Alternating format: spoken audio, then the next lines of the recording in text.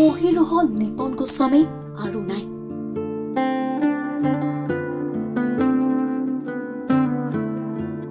বহি পৰিল এটা উজ্জ্বল নক্ষত্ৰ। অসমীয়া সাংস্কৃতিক তথা অভিনয় জগতৰ বৃহৎ গতি। অসমৰ তথা অসমীয়াৰ স্বাভিমান নিপন গোস্বামী। 1942 চনৰ 3 ছেপ্টেম্বৰত কলিবাৰীত জন্মগ্ৰহণ কৰিছিল নিপন গোস্বামীদেৱে। এখনৰ পাছত আনখনকৈ জনপ্ৰিয় বোলছবি অসমীয়া চিনেমা জগতক উপহাৰ দিছে নিপন গোস্বামীয়ে।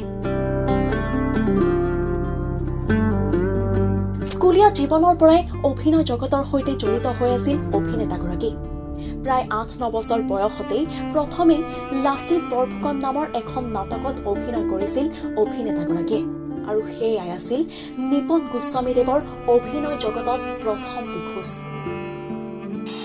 সংগ্ৰাম, ডক্টৰ বেজবৰুৱা, আজলি নবৌ, মিঠা মিঠা লগনত, কাদম্বৰী, কাল সন্ধ্যাৰ দৰে ছুপাৰহিট বোলছবি অসমীয়া চিনেমা জগতক দিছে নিপন গোস্বামীদেৱে।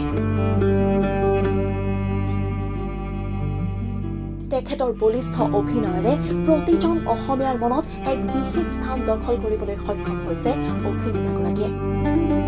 কিন্তু দীৰ্ঘদিন ধৰি হৃদৰোগত আক্ৰান্ত হৈ আছিল অভিনেতাগৰাকী, যাৰ ফলত গুৱাহাটী নেম কেয়াৰ হস্পিটেলত ভৰ্তি হৈ চিকিৎসাধীন হৈ আছিল অভিনেতাগৰাকী।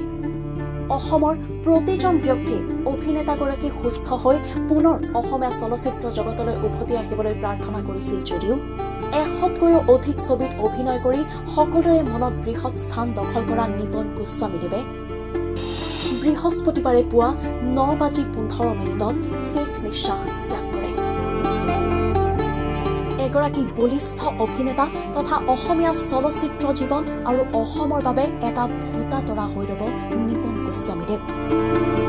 তেখেতৰ আত্মাৰ চিৰশান্তি